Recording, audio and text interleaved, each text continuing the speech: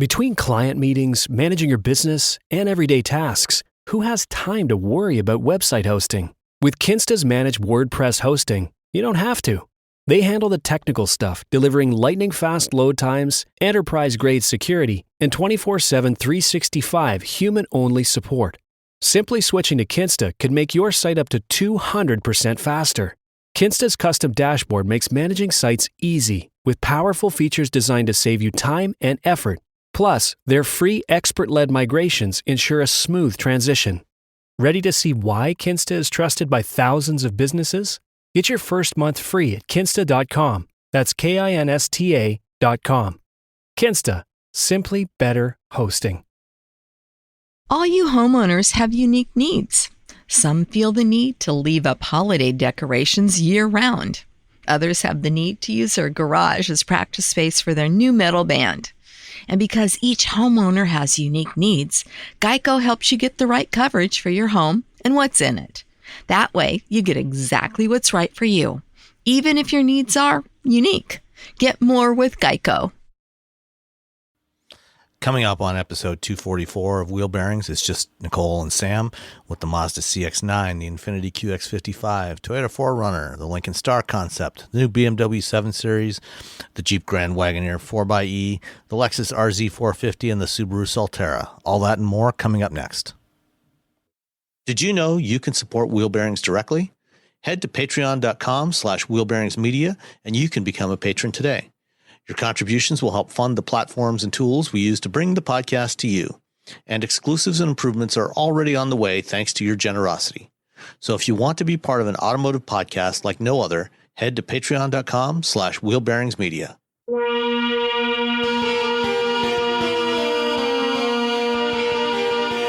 This is episode 244 of Wheel Bearings. I'm Sam Abuel-Salmon from Guidehouse Insights. And I am Nicole Wakeland, and I'm back. And I'm from, let's just go Autobytel, CNET, and who else to throw one more? Kelley Blue Book. All right. That makes up for the fact that Robbie is not here this week. He's lazing on a beach in Hawaii. So we hate him now. Yes, we're kicking him off the show. Yeah, that's it. Forget it. Unless he decides to take us with him next time. Yeah, we could have recorded a live episode from the beach. Wouldn't that be awesome? That would be amazing. with the waves crashing on the shore in the background. Yeah, I could just put our toes in the water, just make sure we don't get electrocuted. I'm sure we can make this happen. Okay. I miss Hawaii. I gotta go back there. Hawaii. I know. It's definitely nicer than New Hampshire in April. Yeah, although it was pretty beautiful here this weekend. It was 82 yesterday. The sun was shining. Got a lot of yard work done. It's a whopping, I'm looking at my watch, it is 45 degrees here right now. So it's a bit on the chilly side, but things are turning green finally, and there's like little blooms on all the trees, whatever the white trees are. There's these flowering trees that have little white flowers, and every single one in the entire neighborhood went poof in the last 2 days. So it looks pretty. Nice. All right. What have you been driving in your absence?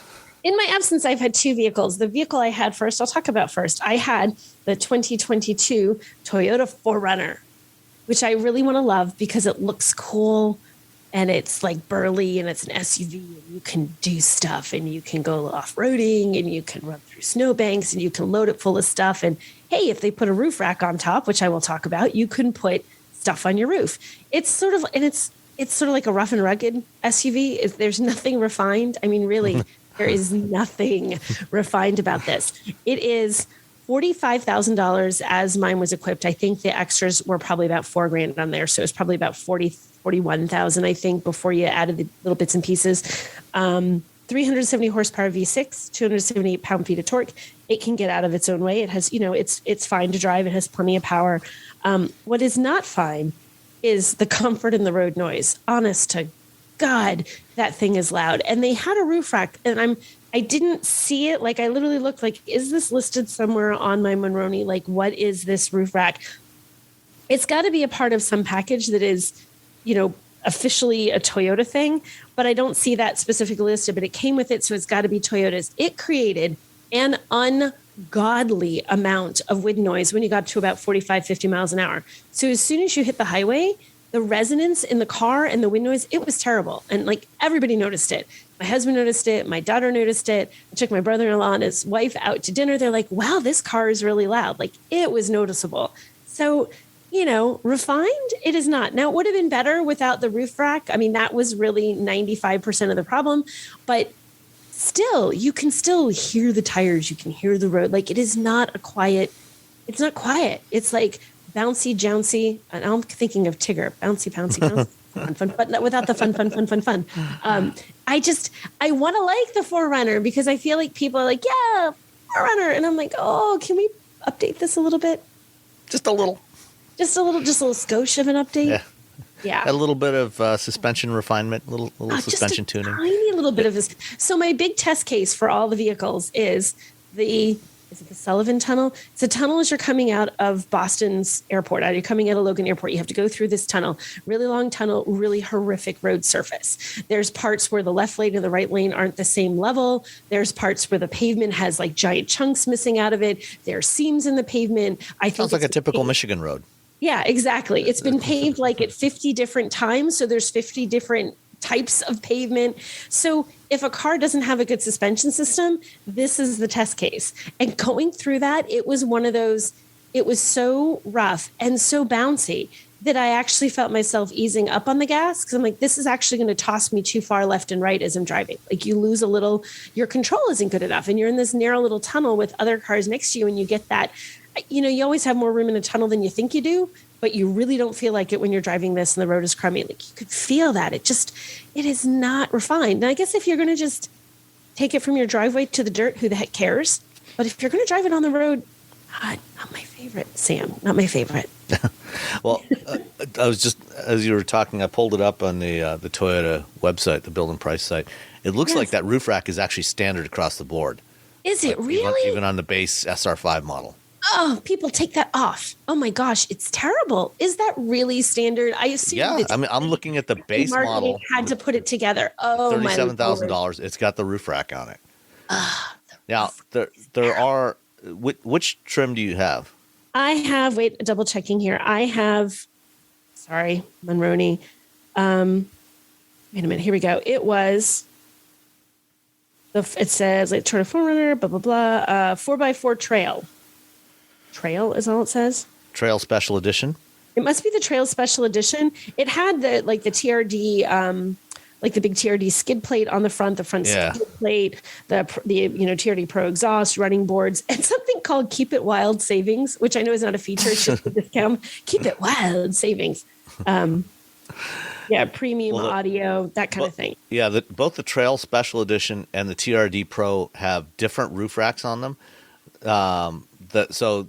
All the other models just have a standard, just the like straight rails that run along the length of the roof. The Trail has got a roof rack that's like a cage on the top. Yeah, that's what this one was. It was like a cage, which is why I'm like, this can't be standard. Mine just isn't the rails. It's like it's this whole rack thing. Don't put that on there. It looks cool. And in fact, it was funny because it made it really easy to find it in a parking lot. Like you look over this SUVs, you're like, if you're going to do some overlanding, it might be useful to you. Yeah. But if you're an everyday and you plan to even remotely drive this on the highway, even once in your whole life, the roof rack, this rack, not cool. It is really, really loud. Okay. And is that even with the windows closed? And yeah, it was. The windows are fully closed. So we had the windows completely closed. And when you're just driving around town, it is like 45-ish, maybe 50, where that sound, like you don't hear it just driving around town. You don't hear it at low speeds. But as soon as you reach, as you start to get into those highway speeds, the way the wind cuts through and just the resonance of that extra chunk of metal being on your roof, you hear it. It is terrible. And it wasn't like it was this horrible windy day. Every single time I got up to highway speeds, I noticed this. So it's something about that rack on this car or this SUV just thumbs down. Yeah. I can definitely see. Yeah. So, this is I'm looking at the details. It's a Yakima Load Warrior cargo basket that they put on there. That's what it is. So, yeah, I mean, this is really designed more, for people who are doing more off-roading, overlanding with a 4Runner. I think if you're using it as a daily driver, really, why are you using something like this as a daily driver anyway? Right. But that's well, but the thing is, it looks really cool. Like, I just Googled it. You're right. That's the kind of thing that was up there. And so Yakima, it looks awesome. And you think it's like, if you're looking at buying this, you're like, oh, that looks really cool. I might use that the one time I go off road. Yeah. But the other 9,000 times you just drive this, you're going to wish you didn't have that on your roof. Yeah. I mean, Yakima is a known brand. They make a lot of good accessories for especially trucks and SUVs. I know Ford offers a lot of Yakima stuff as accessories for the Bronco and Bronco Sport. And I would assume, because it looks like, this still has the standard roof rails, and then the cargo basket. You could probably remove it. So if you're not using it, you're probably right. You probably want to take it off. Like, take it off. Just put it on those times when you actually need it. Yeah, because otherwise it's awful. So you have to be prepared to either deal with the noise or, take it off of the roof if you're not using it all the time. And if you're someone who's like, oh, well, it's like a 50-50, I may or may not. Well, you decide if you want the noise or if you want to be bothered with removing it. But it definitely makes for a loud driving experience. Sounds like it. Yeah. But sounds like even without, aside from that, it's the ride quality sounds like it's the ride quality, and this is an off-road, and the trim I have, that the trail trim, it is the off-road trim of this. It's probably the least refined, I guess, Sam, I would say, of all of them, probably. But it is so unrefined that it is not enjoyable to drive at all, like at highway speeds. And, even just driving around town, it's perfectly adequate. It's not like you lose control just driving down the road or something, or it's awful. But it feels like you should be in the dirt. It feels like this car desperately wants to be in the dirt. It wants to be off pavement. It wants to be someplace where there is mud and muck, which is great and which is super fun. And I love doing that. But there's no balance there. Like, when you take it on the road, when you're just doing a highway drive, when you're just tooling around town, it still has that sort of awkward bounciness, that sort of unwieldiness that you get in something that's off-road capable. So if that's all you're looking for, if you're really focused on the off-road capability, if you really are going to be someone who goes out there every weekend and that is your 100% your focus, and you're probably not going to be bothered and you're probably going to love it off-road.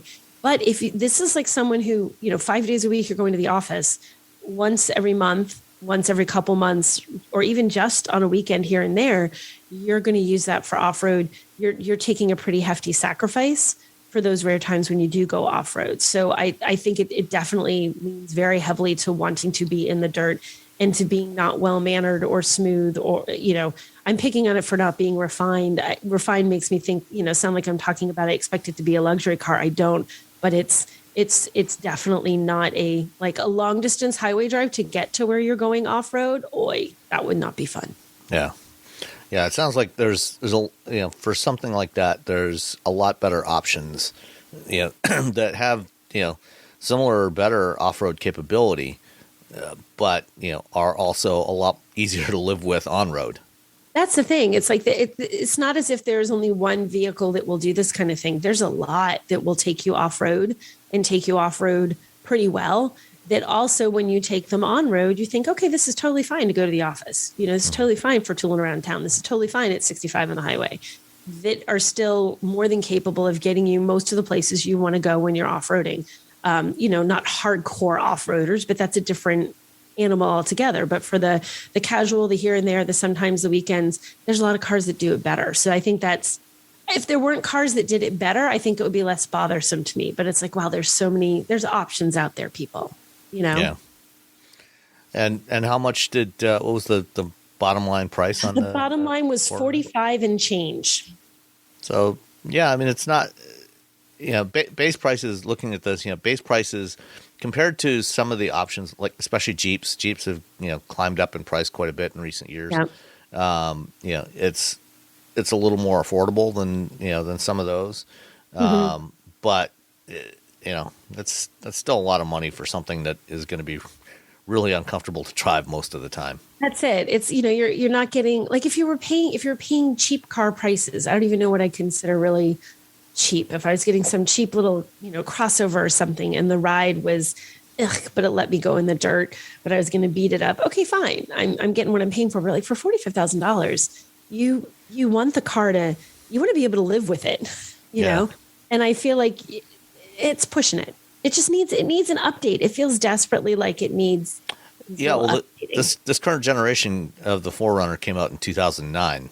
And even then, it was the suspension, was not the most state of the art that you could get on a midsize SUV. So right. And I think that's it. I think maybe it's feeling its age, and the more time that goes by and the more other OEMs are refining their comparable products, the more this feels less and less acceptable, I guess. Yeah. All right. Cool. What else did you have? Well, the next car I had was vastly different. I had the 2022 Infiniti QX55 in the Sensory trim, all-wheel drive. This has a 2-liter turbocharged engine, 268 horsepower, 280 pound-feet of torque. It's like small. I'm going to call it a crossover. I don't know I think they had a funny word. Didn't they call this something fancy? They had a weird. Yeah, they had some phrase for it. Yeah. It's the sort of coupe-ish version of the QX50. You take a QX50 and you slice off the back part of the roof behind the C-pillar.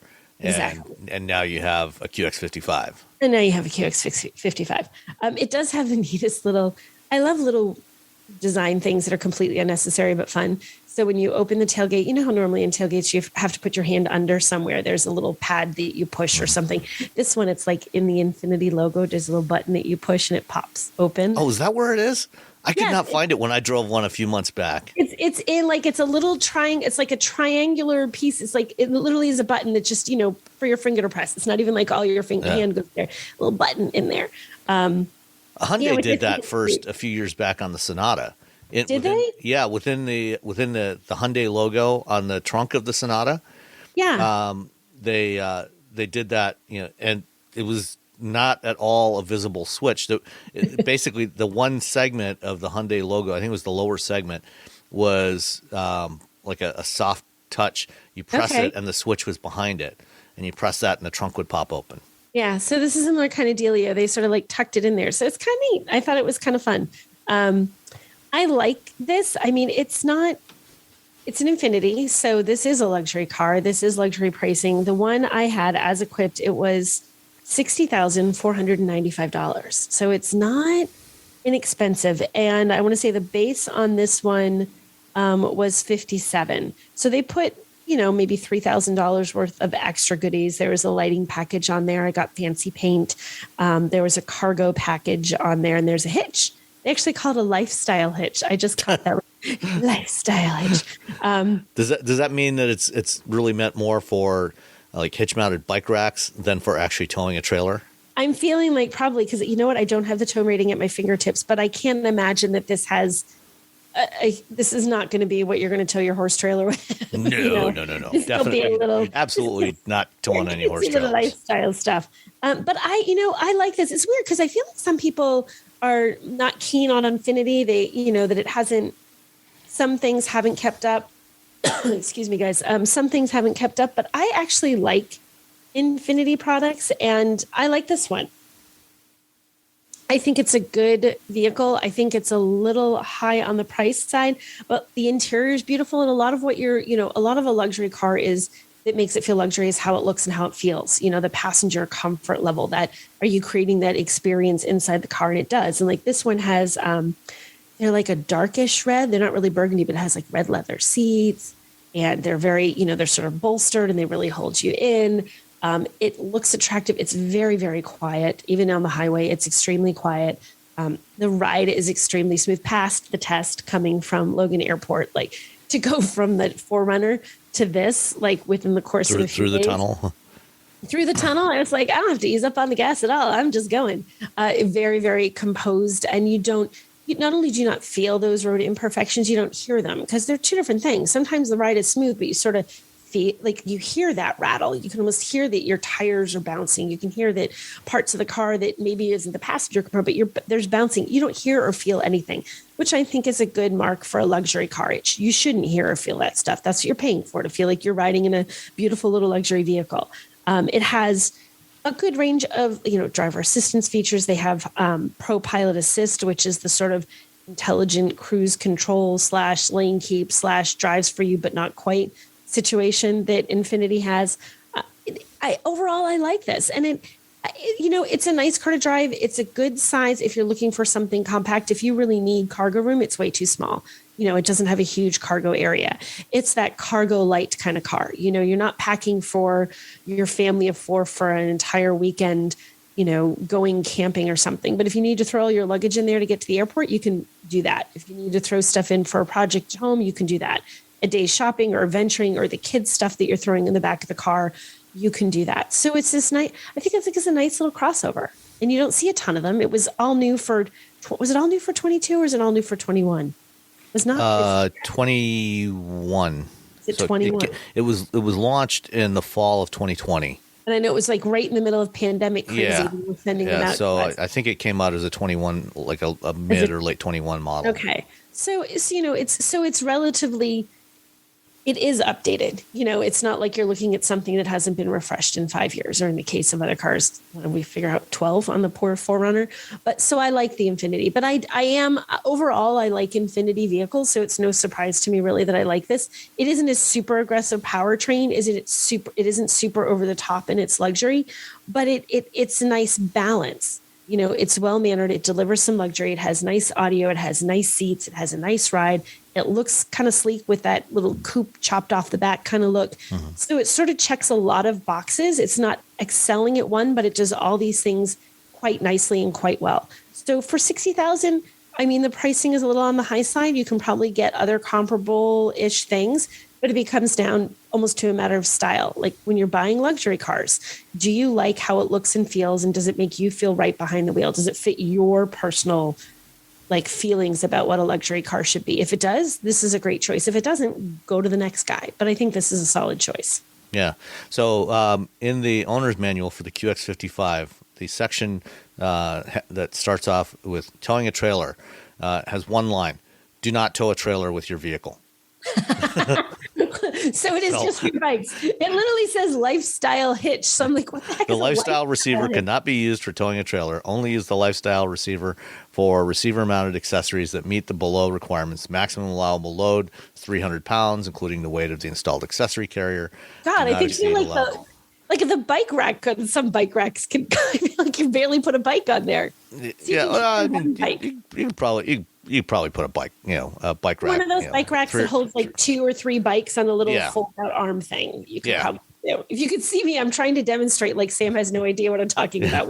No, actually, I actually have one of those racks in my garage. You do? On one of our previous cars, it had a hitch on there that I put on there expressly for that purpose of when the kids were younger. It was such a pain to use those racks that you had to strap onto the back of the car. Oh, we had one of those. So it was awful. I bought one of those receiver, the tow hitch racks, which was so much nicer. And I still have the rack, even though we don't have a hitch, a receiver hitch on the car anymore.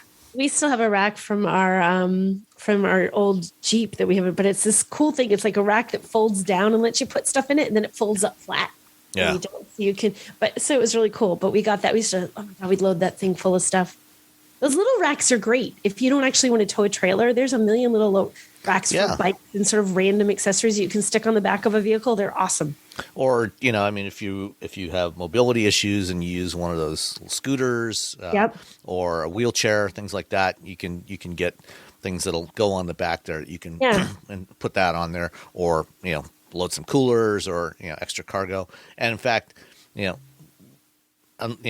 you're not going off road, that's actually probably a better way than putting a rooftop carrier. It's going to be it's going to be less aerodynamic disruption. Yes.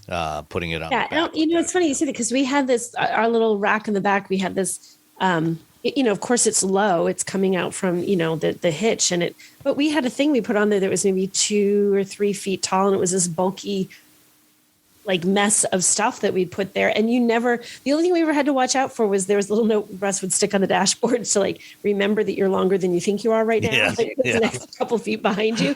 But as far as noise or anything, you never noticed the noise. You never even really noticed the weight of it. It wasn't a huge amount of weight, but a little weight to the vehicle. But that was great. And you never heard it. you didn't hear that you had stuff. And we've had racks we put on top, just random bags and stuff. And you do generally hear that. If you do the ones on the back, you don't hear them. Just put a little note in your dashboard so you don't back into something thinking that you're 2 feet shorter than you are now. Yep. What did you think of the engine? Have you driven Infinitis with the variable compression 4-cylinder turbo before? I believe I have. Well, I've driven this before, so this isn't the first time I've driven this. But I'm fine with the engine. I mean, let me double check. So it was the 268 horsepower. This isn't a huge vehicle. 268 horsepower is pretty competent to move it along. Do I feel like it's this super aggressive, world-shattering, earth-shattering engine? No, but I felt like it was fine. I think it worked well for the QX55. What do you think, Sam? Are you not a fan? No, I like it. In terms of its performance, it's more than adequate. It's got plenty of power, plenty of torque. It's quite responsive. I think the only issue I've had with it is, the fuel economy improvement is okay. I mean, you pick up a couple of miles per gallon compared to what you would get with a V6 in there, but it's not, it's not earth shattering in terms. It's not great. Well, this one, because I have them in my hand, it gets 22 city, 28 highway for 25 combined. 25 combined for a car this small, and it's it's not horrible, but it's not really great either. Yeah, and it's in the same ballpark as what you'll get with most other vehicles of this size with a 2-liter turbo. 250 to 270 horsepower range. They'll mostly get in that mid-20s range for fuel economy, which is it's okay if you're in California, like I was earlier this week, and gas is $6 a gallon. You might want to rethink that a little bit. You might want to go with something a little more, something with a plug, probably. But, that's the thing. If you get something with a plug, especially where gas prices are high, I just like the idea of getting something with a plug because I feel like it gets you to try something. Like we're all really used to, gas-powered cars, whatever. You don't think twice about them, when they just have a traditional gas engine. But even just moving to a hybrid or a plug-in hybrid requires a little bit of a mindset change if you haven't done it. And I think like you and I, Sam, because this is what we do for a living, those are no big deal, whatevs. But for a lot of people, they're still a big switch. And I think going and getting something with a plug kind of teaches you how much you can save on gas. Like there's an environmental impact, but there is a cost savings too to that, when whether gas is $6 a gallon or here it's about $4 a gallon, I think right now, or even when it gets down, if it ever does again, let's all hope, to something less, you're still paying so much less for the electric power. And it's, and you're helping the environment. I think it's worth people investigating going that route to see, just like consider making a change, consider that, give it a try, come forward with us into the future and try something with a plug or at least a hybrid. Well, we'll be talking a lot more about cars with plugs a little bit later on, but so it sounds like you mostly like the QX55. I did. I like it. Overall, I like it. I think the pricing might be a skosh on the high side for what you get, but I do like the QX55, and it would be something that I'd recommend for someone looking for a luxurious, responsive crossover. I thumbs up for the QX55. And one other thing to note, I can't remember if you mentioned the QX55, that pricing, the QX55, unlike the QX50, which you can get with front wheel drive or all wheel drive, QX55 is all wheel drive only. There's no front drive version of it. Right. So you're getting, so that 60 grand is an all wheel drive vehicle. So, you're which adds a couple thousand depending on the OEM you're talking about. So, take your, which I guess is a boon for me here in New Hampshire because I'm always going to buy all-wheel drive. But I guess if you do live in California, you might be paying for something you don't really need, but we'll see. Yep. Smartphones have gotten way more expensive over the past decade, and all it takes is one impact on a hard floor to make you wish you had spent a few bucks to put a case on it.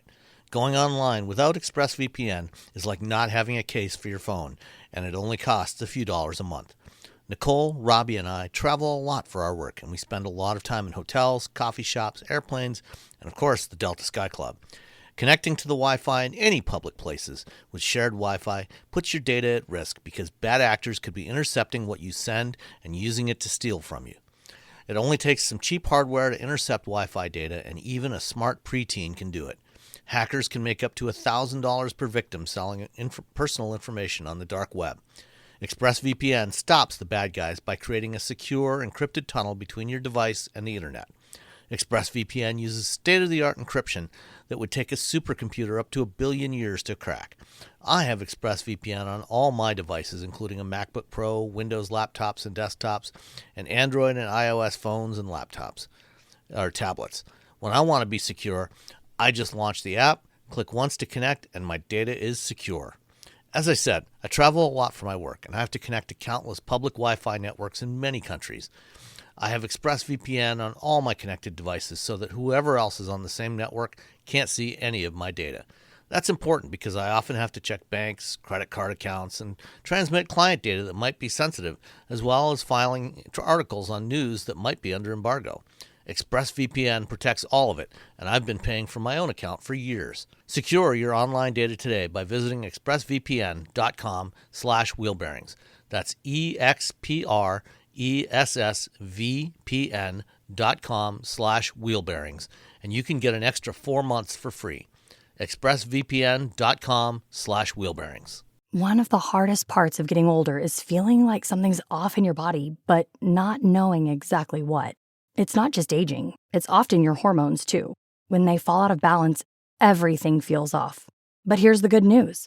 This doesn't have to be the story of your next chapter. Hormone Harmony by Happy Mammoth is an herbal formula made with science-backed ingredients designed to fine-tune your hormones by balancing estrogen, testosterone, progesterone, and even stress hormones like cortisol. It helps with common issues such as hot flashes, poor sleep, low energy, bloating, and more. With over 40,000 reviews and a bottle sold every 24 seconds, the results speak for themselves. A survey found 86% of women lost weight, 77% saw an improved mood, and 100% felt like themselves again. Start your next chapter feeling balanced and in control. For a limited time, get 15% off your entire first order at happymammoth.com with code NEXTCHAPTER at checkout. Visit happymammoth.com today and get your old self back naturally. All right. So I had a substitute vehicle. I was originally scheduled to have the Toyota Corolla Cross, so I haven't actually driven the Corolla Cross yet. But I had the Mazda CX-9 Signature, which I've driven before, and so this is Mazda's largest vehicle, which is by Mazda standards, it's a fairly large vehicle. Yeah. But by the standards of the general market, it's on the smaller side for a 3-row crossover.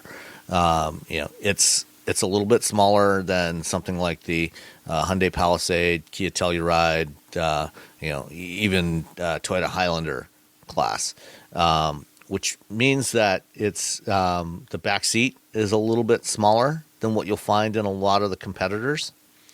So if you really need to use the back seat a lot regularly, especially for older kids, might be teenagers, they're probably not going to be real thrilled to be in that third row.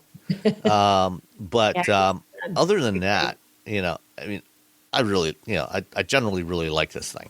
I think it's I think it's one of the best looking vehicles in the segment. It's like other current generation Mazdas. It's got that same kind of design language to it, which is fairly sleek, sophisticated, not cluttered with a lot of extraneous details in the design. The Signature, which is the top level trim that I was driving, is it's got a little bit different grille to it than some of the other trim levels. So Signature, it's basically fully loaded. It's the grille's got a titanium metallic finish, Napa leather trim seats on the inside. Comes standard with second row captain's chairs with a center console instead of a bench seat. So it's a 6-seater technically. All the CX-9s have the same 2.5 liter turbocharged 4-cylinder engine, which you can also get variations of this engine in a number of other Mazda vehicles now, like the CX-30 and the CX-3, and also the CX-5. 250 horsepower, 320 foot-pounds of torque. It's got plenty of performance. It feels good, sounds good. nothing to complain about from a performance perspective. The one area where getting back to the question of fuel economy, it's rated at 20 miles per gallon city, 26 highway, 23 combined. Ouch. I got just shy of 20, like about 19.8 over the week of driving it, which, I wasn't driving it. I don't think I was driving it especially aggressively. No more so than I usually do. And I usually get pretty close to the label values for my driving. And, it was not particularly cold when I had it. So the fuel economy was a little on the disappointing side, especially considering this is one of the smaller vehicles in the segment. One thing, Mazda is still using a 6-speed automatic transmission. They have not gone up to a 7 or 8 or 9-speed yet. And so that surprises me. The fact that, when you're saying that, because they're so known for their whole driving dynamics, and you would think that they would have, I didn't really, From a driving dynamics perspective, I think the 6-speed actually works really well because it's not constantly shifting. It's more predictable. That is one of the risks you get into when you start to get into these transmissions with more gears. Yeah. Is sometimes you'll feel it shifting at surprising times. That's true. So it's it having a 6-speed is a little more consistent. So from a driving dynamics perspective, it works well. It's just not necessarily great for fuel economy. So there's that. The interior, like all contemporary Mazdas, really, really nice first-class interior, really nice materials. That, like I said, that Napa leather seating, all the dashboard, the door panels, everything that you see and touch, is covered in nice soft touch materials. The one, I think, from an interior perspective, the one downside that some people will, in fact, probably a lot of people will complain about, is the absence of the touchscreen. Yeah. I will complain about that. It has the rotary controller on the console. I'm fine with it. Once you get used to it, it works pretty well. Supports both CarPlay and Android Auto.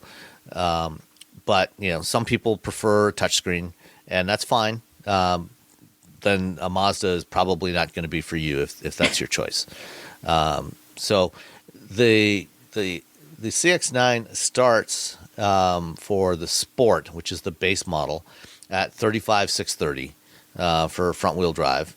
The Signature, which is all-wheel drive only, as I said, it's pretty much loaded. I don't think there's any real options available on there. It goes for $47,210 plus a $12,25 delivery charge. So grand total on the one I drove was $48,830. For that price point, you can also get a really nicely loaded Telluride or Palisade, or some other options. It's a little harder to recommend this one now than it would have been, say 3 or 4 years ago, 5 years ago when it first came out. Yep. And this generation of CX-9 is reaching the end of its model cycle. I would expect, we'll see a replacement for this in the next 18 months, probably. And, maybe at that point, Mazda might, offer a hybridized version, at least a mild hybrid version on there. Yeah. They're starting to launch mild hybrids in Europe. And I think we'll be seeing them coming to the U.S. market before long. So it should have better fuel economy. I expect that, it might have a little bit more room in the next generation, especially that third row. But if you're looking for something now that looks a little different from everything else that's out there, you don't want to have this and be driving the same thing as everybody else. That looks clean and sophisticated, and has a really, really nice interior. I'd say it's still worth taking a look at. Yeah, I like the CX-9. I would say the same thing you do. That third row is really snug. It is truly okay, we just need to fit you guys in here and go 5 blocks and it's pouring rain, so we're not walking kind of situation. Yeah. Like it's tight. Like even for teenagers, they're going to be like, oh man, who gets to sit in the back? It's it's snug. It's there, but it's snug. But I do think that Mazda does truly beautiful interiors. Gosh, I love how the interiors of their cars look. The combination of materials that they choose and the quality of the materials, the colors, and the textures, like they nail it. They nail it in a way that sometimes more expensive, like honest to goodness luxury brands miss the mark. And Mazda, what did they say was the one we just went to? Oh my gosh. The CX-50?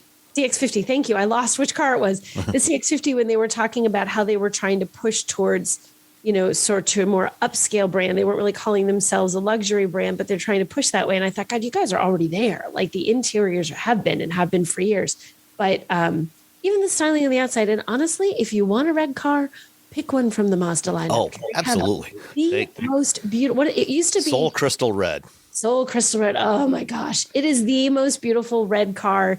Just if you like red cars, just go look at one. You'll be like, okay, I'm buying a Mazda, because no one does red like Mazda does red. They're just beautiful.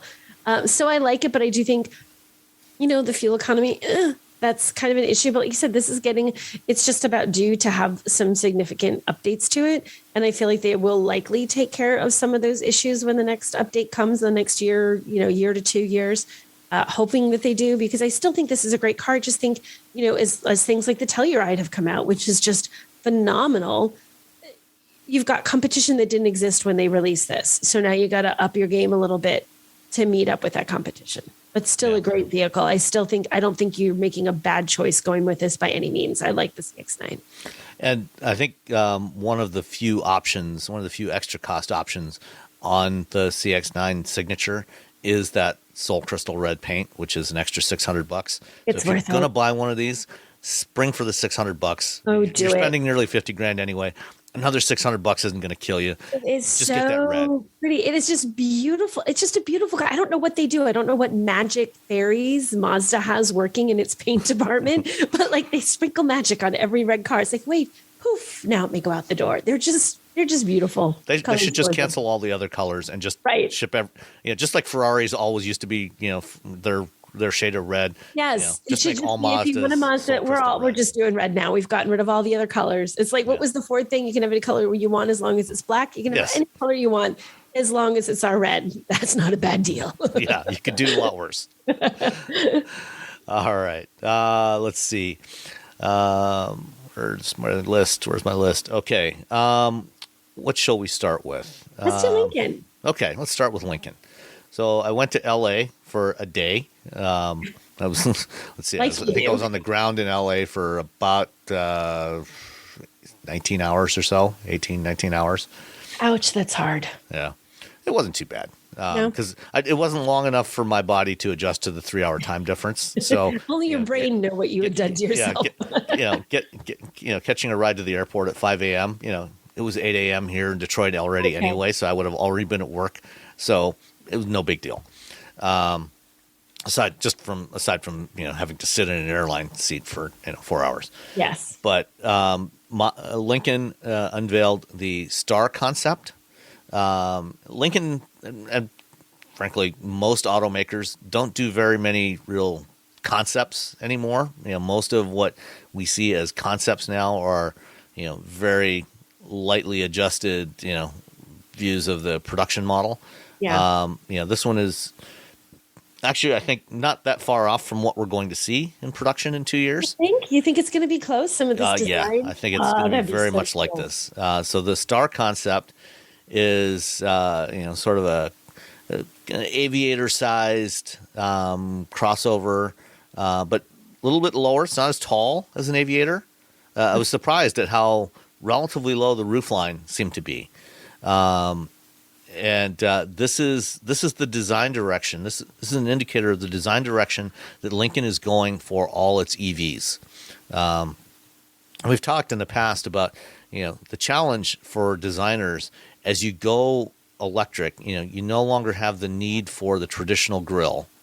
For cooling the powertrain. You just need a small air intake in the front for cooling the battery. And so, how do you give a vehicle a distinct face, that's, indicates what the brand is. So people see it and they know, oh, that's a Lincoln or that's a Cadillac or that's a BMW. And those two, Lincoln and BMW, I think are kind of polar opposites of how you might approach this problem. And we'll talk about the new 7 Series in a minute. And Lincoln, in some ways, Lincoln is closer to what Cadillac has done.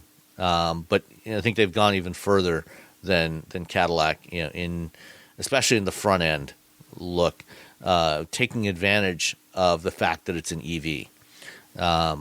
And they're relying a lot on lighting, being able to do interesting things with lighting, but just the overall shape of the thing, has evolved quite a bit. What do you think? I think it looks amazing. I mean, it's when I said, do you really think they're going to pull this off looking like this? I mean, there are some design details, and especially that grille. I had a conversation with a friend who's a really big muscle car guy, and his biggest objection to making the move to EVs, because to him, they have some, you can move in an EV. It's not like the sluggish little, hybrids of old. They're the fastest cars on the road now. Right. And I said, Chris, you should go drive one. And I said, go drive a Mustang Mach-E for me. Just do it. He's like, oh my gosh, I drove one. That thing really moves, but I can't get past the grill. That literally is where it loses him. He's like, they all just have that sort of plain, there's not enough there. Like designers haven't quite figured out what to do with the front. I think what Lincoln did here looks really striking. Is if they can pull that off, and if it looks this close to this, and I love the little pull. Did they say there's an image in your story, Sam, that has the pull-out drawer for the frunk? Mm-hmm. Is that something that will actually make it? It's really cool. They seem to they hinted at the fact that not necessarily on every model, but I think that there will be some Lincolns that have this. So instead of just the traditional front, where you lift the hood, and there's a cargo area there, like you have on a Tesla or the Mach-E, or on the F-150 Lightning. When you open the hood, or in this case, actually, the hood it's not hinged at the rear. On the concept, at least, it basically lifts straight up into the air, and then you've got a drawer that lifts out, or that slides out. Now, I would not expect to see this, on, say, the smaller EV, like say the Corsair. Right. Something like the Corsair, but perhaps on the Navigator or even on the Aviator. They seem to be pretty serious about this concept, about this idea. This pull-out drawer thing, it's so cool because like when you look at some of these, the frunks in some of these vehicles, that's a lot of space where the engine used to be. It's either teeny tiny and they've used nothing, or it's like cavernous. And you think about like getting all the way to the back of that cavernous space to just have the drawers just could come out, bring stuff to you, push the little drawer back. Although I do wonder, and you should wonder this too, because you live where there's snow, how well would that function when you have your frozen tundra and your car's encased in ice? Now you pulled it open and some ice has fallen in the sides there, and then you go to shut it and you've got ice. That's where there's going to be some interesting engineering challenges.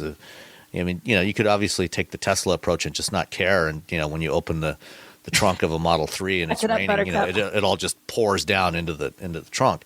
But, I think, Lincoln will take a little more thoughtful approach to this. I don't know for sure how they'll make this work. I certainly wouldn't expect it to be implemented quite the way it is on this concept where, as I said, that hood panel. Yeah. Especially because the other thing about this hood panel that we haven't mentioned is it's electrochromic glass. Yeah. So the hood panel rises straight up into the air, and then the drawer slides out. Mm-hmm.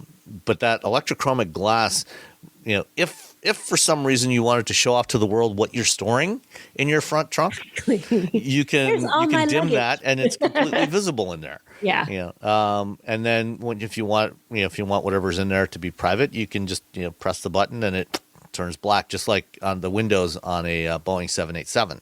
They work the same way instead of traditional window shades.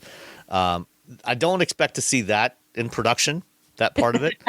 But there are and another thing about the drawer frunk, why I wouldn't necessarily expect it to be seen, or even to be that useful on some of the vehicles, because one of the things that was striking about this when I stood next to it,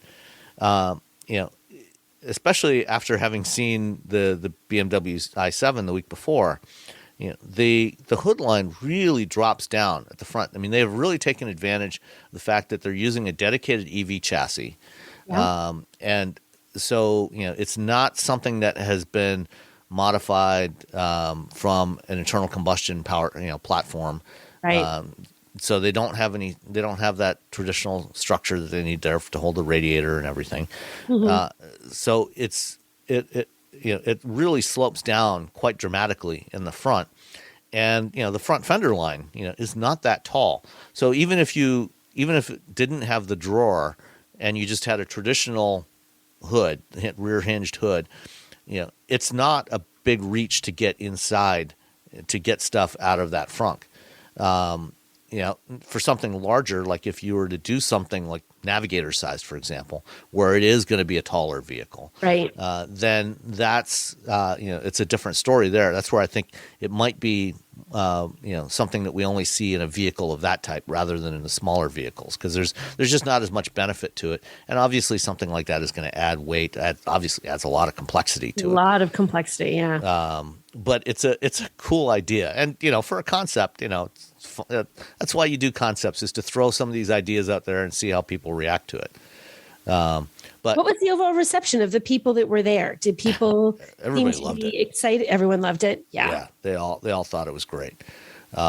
So, and as I said, the roof line, even though like lengthwise, it seems similar in overall length to an Aviator.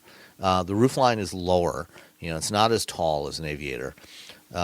And, it looks very sleek. And, they might do something like this, as an adjunct to the Aviator. So you have a taller, three row, and then something like this that is more a little. I don't want to use the word coupe-like because it's not coupe-like, but something a little more sleek and stylish. It's taller than a traditional sedan, but shorter than a traditional SUV. And I think it's a very interesting middle point. And the concept was configured as a 4-seater, but it's clearly long enough to do 3 rows in there. Oh, you think they could do it as 3? Oh yeah, and they acknowledged that it's big enough and flexible enough that they could do it as a 3-row. So it's going to be interesting to see what they do. Then the interior is something quite different for Lincoln, although it's not every aspect of it is entirely new. One feature that they've got in there is what they call the coast to coast display. Okay. So this is a display screen that spans all the way from A pillar to A pillar, all the way across the top of the dash. And this is something we first saw several years ago on the Byton M-Byte when they showed it, I think in 2019 or 2019, they first showed it at CES. So Byton was a Chinese-based EV startup that did this full-width display.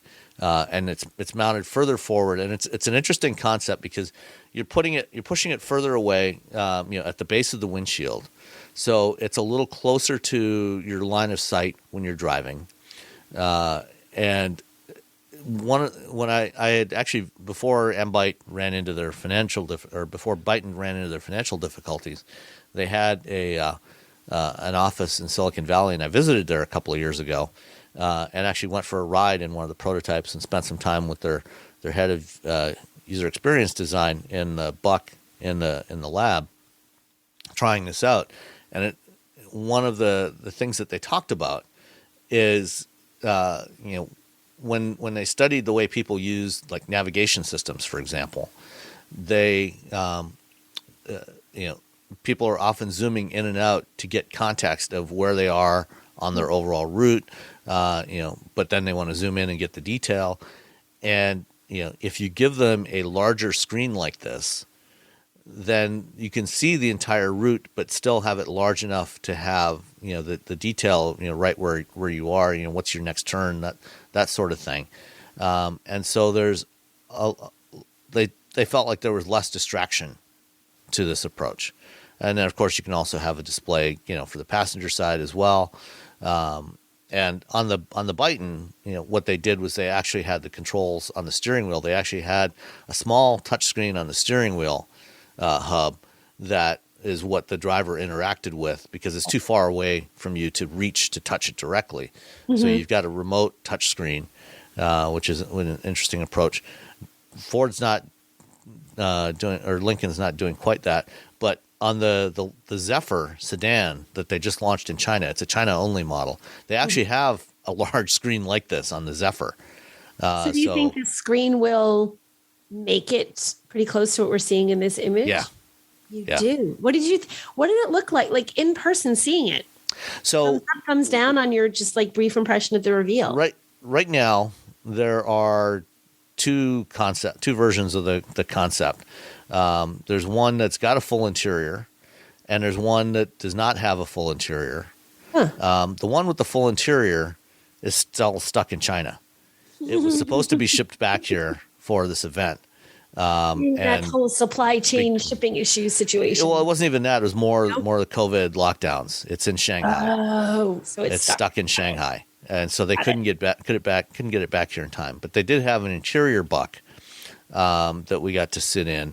So an interior buck is basically a large styrofoam model that has the shapes, so you can sit in the seats. Right. And then we were wearing VR headsets. And you look around and you see, and I did the same thing last fall with Cadillac in their design studio with the Lyric, sitting in an interior buck with a VR headset on, and looking around and checking out all the interior details. And it was pretty interesting. I kind of like this approach. I think the only issue I have that I didn't really get a good answer from Lincoln on was the passenger side of the display. How you're going to handle that, and to prevent driver distraction. Right. Like, is there a point where, because some of the screen in the Grand Wagoneer, you cannot see it from the driver's seat. Yeah, you put a polarizing filter on there. Yeah, and I you literally have to lean over so your head is almost next to the passenger's head before you can see it. So there's no way you're going to be tempted to look over there. But where this one, where maybe is there a point? Where there's a division that. For the concept, they didn't have that, or they at least didn't talk about that yet. So it's not clear what the ultimate production solution will be. I'm sure there's a plan, because there's no way you could have a screen that big and have the driver be able you've got to do something. That. Yeah, there has to be a way to cut the driver off from that. Yeah, and then the rear seats. You've got these reclining rear seats, and they actually have a drawer that can slide out from the rear seats, so you can take off your shoes and store them in the drawer under the seat. Isn't that fancy? Yeah, just little details, a lot of nice little details. I love stuff like that. That amuses me. It's, we have this thing that pulls out. Wait, we can put a drawer there. Okay, go ahead, put a drawer there. Put some storage there. Make it something people can use. Whether you put your shoes or just random stuff in it, that's nifty. I like that. So, did you notice the pillars, the A pillars and the D pillars? Yeah, are those. Yes. What is that? I can't tell what that is. Looking at that, can you? Yeah. So what they've done, on a lot of modern vehicles, they tend to have very thick pillars on there to meet the roof crush standards, which unfortunately has the downside of making big blind spots for you. So what they've done here on this concept, and it sounds like they want to try and do for production. I don't know if they'll actually be able to achieve it or not. At least maybe not in the first generation, but eventually I think this is the direction they want to go. Is the pillar is actually comprised of two slim pillars, and then there's a lattice, a 3D printed aluminum lattice in between them. So it's made from powdered aluminum for 3D printing and sintered with the laser, to solidify it. And so it's this composite, so you can actually see through it. It becomes almost transparent. That is cool. Yeah, so you have potentially much better visibility. It's an interesting design detail, better visibility, and it's also lighter and stronger than a traditional pillar. It looks incredible in these pictures. It makes the car look like it's again, it's those small details, because they could have also made it not as attractive. They made it really pretty. It looks good. It's a striking design element that matches with the other design elements of the car. So it really gives this very future vibe to it. Right. And one of the other things, as the light comes through it, yes. It creates little spots of light all over I the was wondering interior of about the the pattern car. that it's going to create as that comes through. Can you imagine the flickering light effect, the Yeah. nice soft sort of filtered light that's going to create for people? It looks really neat.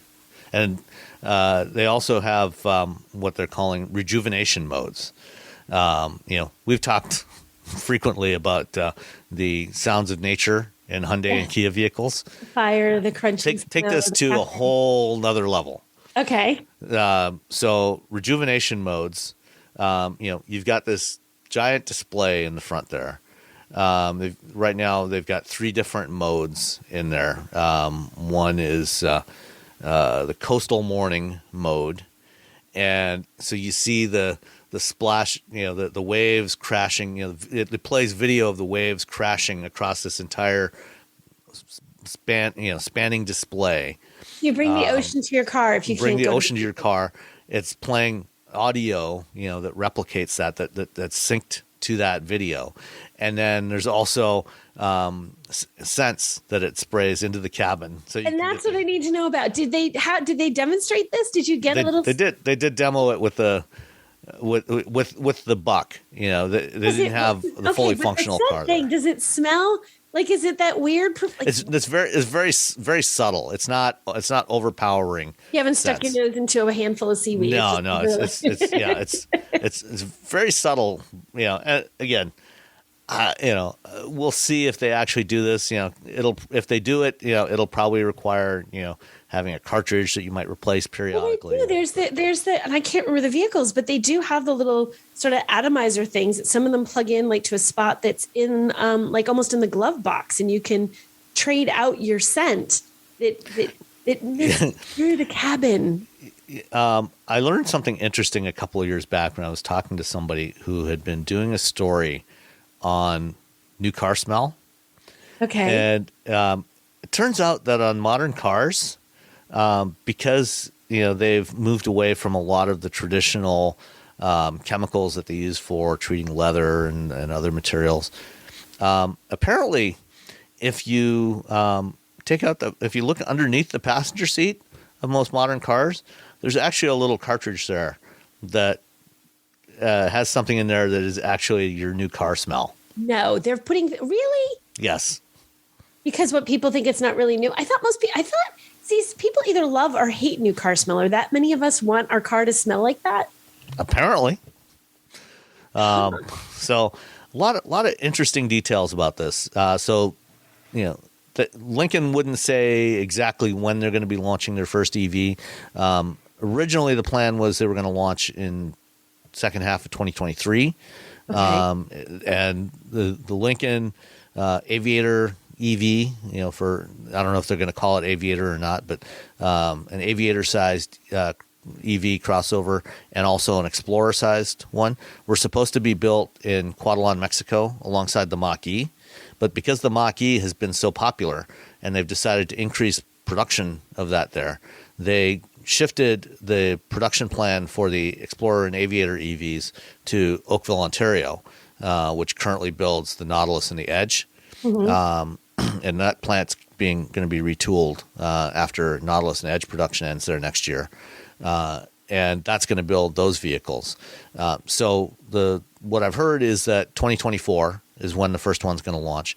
What they did say is by 2025, they will have 3 EVs in the lineup, with a 4th coming in 2026, which is the Navigator EV. And that Navigator EV is going to be based on the next generation truck platform for the next gen Lightning.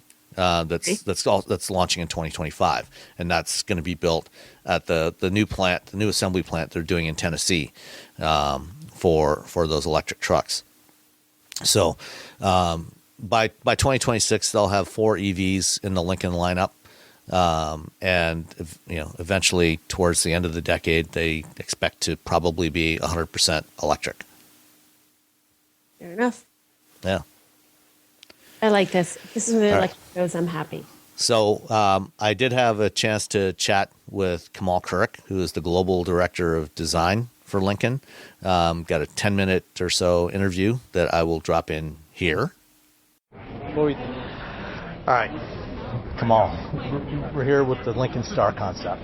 This is the first hint of the design direction that Lincoln is going to go in the future as you start to go electric. What would you say is the overall theme for Lincoln? What is your overall goal as the brand starts to introduce electric vehicles in the next few years? Yeah, so for us, for Lincoln, we're quite proud today to introduce the Lincoln Star concept. It's an overarching vision for our brand, where we're heading in the future. It serves as a couple of purposes. Really think about the experience that our customers are going to have with the new EV vehicles, and really kind of dialing it into starting the building this car from inside out. As I said earlier to you, now we have this all new space, being electric, not having a motor, not having the traditional elements. Now all of a sudden the space is all open for the designers, that we can reimagine the things we couldn't have done before. So we're taking full advantage, starting thinking about the interior, the flexibility you're going to have, the spaciousness you're going to have, and focusing on the moments that really matters for our clients and the customers. And what I mean by that, with the moments that matter, we want to also understand what does the customer really want, and to give them also certain things that they didn't even know they needed. So this is another thing we're focusing as a design organization, as a Lincoln organization. So when you say give me an example. What sorts of things that you would want to give a customer that they didn't know they needed? So right now we're thinking about the flexibility. If we said, this car is built for your mission, and it's very purposeful. So they never want to have any other vehicle. They have one vehicle, so we can serve them multiple purposes. So if you think about the way this car is designed, the front is functional. So the front entrance where the engine used to be housing, now you can actually use it as your gallery. You can showcase your hobbies, perhaps. You can have the light come through. You have a flexible storage which is in private mode that you can actually extend like a drawer, and you can store your precious, valuable, and lock them in a site that nobody can see. And if you think about the back end, the way the seats transformed to a lounge seat, those are the things that we all enjoy. If we want to enjoy the outdoors, you want to take your vehicles, you want to also be with your friends, so you want to flip the rear trunk area, and you can enjoy your vehicle. So we also want the car to be much more rewarding in terms of the journey becomes the reward. What I mean by that is, we want you to enjoy this. We put these three moods into this car that we wanted you to configure. So in the morning, in the evening, in the afternoon, you have the choice. If you want to be invigorating, your car will know that. Your car will know you. It will sense the mood you're in, and it will adopt the scent. It will adopt the lighting. It will adopt the seating configuration. So we want to create this amazing space that you never want to leave. From an overall design language perspective, there's clearly some aspects of this concept that you can see the connection to current Lincoln models, but there's also some things you've done very differently because it's an EV. Talk about the challenges of designing an electric vehicle and giving it a unique design DNA, incorporating the design DNA when you don't have something like a grille on the front. Yeah. For us, the tenets has not changed. We actually feel now we can dial them in even more. For our quiet flight, our vision has been for many years of a human sanctuary beauty and gliding. We really focus on these elements. Now, being the gliding element, we want to focus on the aero efficiency of this vehicle. So we gave the most aerodynamic, efficient look to this car that is possible at that size. Then the beauty was another aspect. We wanted to focus on the essentials. So we gave the Lincoln Star a perfect housing, very simplified the Lincoln Star. It now is illuminated, is much more 3D, but behind the lens like a precious jewelry. And then we focused on the signature lighting. And again, being inspired by some of the patterns, which we call them the Lincoln monogram, some of the architecture of this vehicle, we focused on something which is quite distinctive, quite bold, and almost very recognizable. Instead of being a grille, it was more focusing on what's necessary and what's purposeful. The lighting in the front, the signature lights, the headlights, and the tail lights is a very different look for Lincoln. Talk about kind of where that came from, what inspired that. Going back to like this in-flight gesture, if you think about the first at the glance look from a mile away, this wing up shape, very distinctive look. Towards the back end, you'll see this wing down. But then the patterns, we were inspired by some of the architecture. If you think about some of the famous Zaha Hadid buildings, some of the Tiffany diamond cut glass, we were really inspired by some of these 3D architectural, where you see the glass and you see the structural pieces 3D printed behind it. So even on the front end, if you see the headlamps, the way they created, you have this exoskeleton, but then you have this wonderful lighting around it as a second read. It gives a very clear, unique, and distinctive look to this vehicle. Moving to the inside, tell me a bit more about what the strategy was or the thought was around how you created this interior space. Well, the first started with the experience, asking ourselves and our customer first, what did they really want? It was the space. It was the things that mattered to them most. And we call this most memorable moments that matter to you. And we created this journey map. So from the arrival, from the journey map, we create basically these moments that are very important for our clients. From the moment they walk up to the vehicles, so now being an EV, this car is already preset for you. It already knows you. It's already cooled down on a warm day, or it's warmed up on a cool day. That's the number one advantage. And then having your digital content available to you seamlessly, so you don't have to worry about it. So being this effortless efficiency behind there was a very important thing for us. But then again, celebrating also this craftsmanship, incorporating some of the screen, the way they magically appear, some of the content appears on the screens. There was another thing that we wanted to really incorporate, is surprise and delight in this vehicle. Some of the things that you've done here, there's a lot of things you've done in this concept that are clearly enabled by the fact that it's an EV. You have the flat floor with the battery under the floor. How much of what you've done either in the interior or the exterior is also going to carry forward into future internal combustion Lincolns? Because they're going to be around at least for a while yet.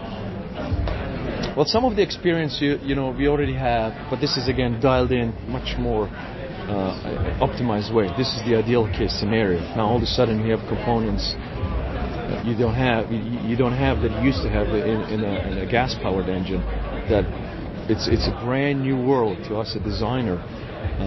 But we're still committed to our gas-powered clients, and we're still gonna continue to evolve, and some of the experience you will find there as well. Okay. Any other thoughts you want to share? I guess one other thing we haven't talked about is the pillars, the A pillars and the D pillars, which are semi-transparent. Talk about that idea and what you did there and how you achieved that. We love this idea of this being this exoskeleton built around it. So you build a car from inside out, and then you have this flush glass around it. And what it does give you is not just the rigidity and structural, the visibility is another thing. Imagine the safety aspect from it, that you have, the cars are getting larger and larger nowadays, so the pillar is getting thicker and thicker. But we actually went the opposite, using some quite rigid and light materials, have the same structural feature, but at the same time they enable the light to come in, so you'll never feel cramped in. So the interior feels probably is twice as large as it will be in a conventional execution. Okay. Any final thoughts you want to share about the direction for Lincoln as it moves forward into this electric era, into its second century? Oh, we're quite excited. We're quite excited. We're creating almost like the supercomputer on wheels, which is a very new species for our Lincoln brand, and reinventing ourselves and taking some of the heritage and influence and prestigiousness from the past, but at the same time we're not shying away to reinvent, challenge ourselves, as you can see, and come up with something very unique, very bold statement here. Okay. Thank you, sir. Thank you very much, Kemal. Always great to talk to you. No, I appreciate it. All right, and that was my conversation with Kemal, talking about Lincoln design and where it's going in the age of electrification. So let's see, what do we got next on the list? Oh, so the other electric I saw the week before when we were in New York. The new BMW 7 Series and the i7, which is the electric version of this. What do you think of the 7 Series? Okay, why with the grill? Like, it's so big. I can't. I see a giant grill. There's a giant grill the size of my entire screen. That's all I see. Yeah. I don't know. What I need to know what this one looks like in person, because I didn't see this, and this one in pictures to me is not. It's not as striking. It almost feels like the one on like the first image that you have in your story on Forbes, Sam. That first image looks like a vehicle to me from like 1985. Like, it just doesn't look exciting. Am I wrong? What does it look like in the real world? Pretty much, yeah.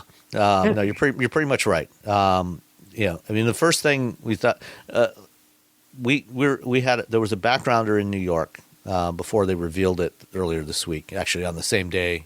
Earlier the same day as the Lincoln Star concept, they publicly revealed the 7 Series. But their backgrounder in New York the week before, where we got to see it in person.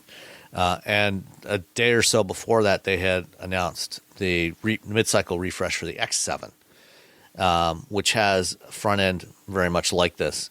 And the first thing any of us thought when we saw it was, oh, Genesis lights. What do you know? Because it's got these split horizontal lamps, so the upper segment is the driving lamps or the daytime running lamps, and then the lower segment is the actual headlamps. Some people thought it reminded them of the Jeep Cherokee from when the Cherokee was redesigned in 2015 or 16, whenever that came out. It was one of the first to do that kind of look to it. And then the massive grille. Aside from the front, most of the rest of the car looks pretty conventional. 3-box sedan. Not. There's something it's very boxy in a way that, like I said, it really reminds me of. Well, it's taller than the old 7 Series. Yeah, but the little blue accents are like, okay, so here's our little nod to the future because it's blue. But on the outside, like, you would not think, glancing at this, the average person, that like, oh, this is a really new, fresh vehicle. You would probably not notice it. Like, you kind of, okay, another BMW, man, that grill is big. And you wouldn't think much beyond, because it just doesn't, I don't know. It doesn't feel like it's a design forward thing. It almost feels like it relies on something old school. Yeah. And, I think a big part of the problem is BMW is not fully committing to EVs from a design perspective. And to some degree, I can, especially for the 7 Series, right? I can kind of understand, because this is, the 7 Series sells about 25,000 units a year globally. Yeah. So it's not a huge volume product. Sure. So to justify the cost of a full electric platform for that is a lot tougher. On the flip side, the nature of EVs is such that you can use a lot of those components across multiple vehicles. So you can have a more distinct look. This one, does not, the i7 does not look dramatically different from any other 7 Series, except when you get up close and you look at the grille, you realize it's all closed off. There's no openings in there. Yeah. The new 7 Series is 5 inches longer than the old one. Wow. So this is a big car. Yeah. And, it's got, when you look at it in profile, it's got the traditional BMW proportions, long hood, cabin kind of set back a little bit, that performance, rear wheel drive kind of proportions to it. But because they have opted not to do a purpose-built electric platform for this, and the same goes, for the 3 and 4 Series, where you got the i4, which is sharing its basic architecture with the gas 3 and 4 Series. You end up with a very long hood that you don't have any storage under there. It's just a big. There's no front trunk, so you've got this gigantic volume that they say.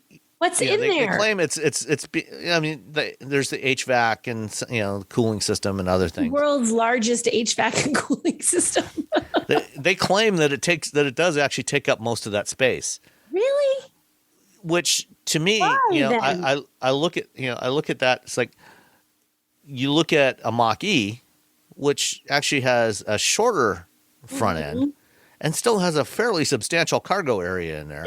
And that one hasn't, the HVAC and everything, and at launch was not fully optimized. They were using a lot of off-the-shelf components from other Ford vehicles, Right. and yet they managed to still give you a pretty good size front trunk.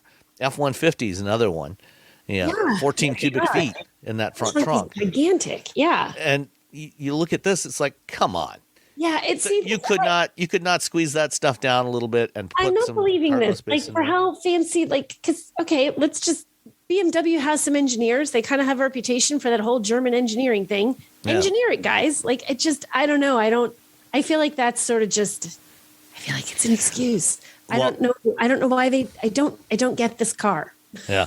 And another aspect of this is, again, you get inside and you realize how this is a shared platform with the gas engine versions because the transmission tunnel is still there. Yeah. In the back seat, it's not a flat floor. You still have a tunnel there, as does the i4. Yeah. Because they're using the same floor pan. Yeah. We couldn't see, and I get it. I get it that we're sharing parts. I get it. Parts is parts. And nothing wrong with that. But like, if you're going to share parts, don't do it in a way that like, okay, this part works perfectly in car A and it works perfectly in car B. It's like, no, not it works perfectly in car A and it looks ridiculous in car B because it doesn't make sense for it. Then don't share that part. Yeah. Just bite the bullet and make the part work for the car that it's in. And I feel like really, no. So on the inside, you've got, a lot of the same design look that we're seeing on other newer BMWs. The inside is attractive. As I look at the outside, it is. The big curved screen. The screen in the back, the one that's like on the, what is up with that? That is the theater screen. So instead of having a couple of 10-inch screens on the back of the front seats, for your rear seat entertainment, the new 7 Series has an optional theater screen, which is a 31-inch 8K display that folds down from the roof. It folds down. Oh my gosh, is that what that's sort of recessed? Yeah, I can kind of see it. Oh my gosh. So it's a beautiful display. It's a gorgeous, 8K display. It looks fantastic. Yeah. But again, it's also an ultra wide screen, which, when I saw it, I thought, oh, okay, maybe I asked, can you display 2 different things on there? So if the 2 rear seat passengers want to be watching different things, because Honda had that years ago on the Odyssey. Yeah, that was only watch like their 13 own inch. thing. Yeah, and they split it so you could each do your own thing. No, can't. course Only one input to the screen. Why? It does have built-in, Amazon Fire TV, so you can stream, all your Netflix and HBO and all the other stuff through that using the cellular connection. The other thing I noticed, because the screen is so large, when it flips down, if you're in the driver's seat, you have zero visibility to the back. I was just going to ask that. Does this have the rear view mirror that's instead of a mirror, it's actually a camera? No, it's still just a mirror. So you're looking at the back of the screen. Yep.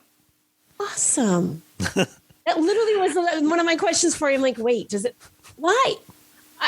The confusion just continues. The more you say, Sam, the more one of the BMW folks, said, we don't think the digital cameras or the digital mirrors are a good experience, because your focus point is different, from using a mirror. Although they don't like the digital camera, but when it's either digital camera or black box void of nothing, they're like the black box nothing. The back of a screen is better than a digital camera.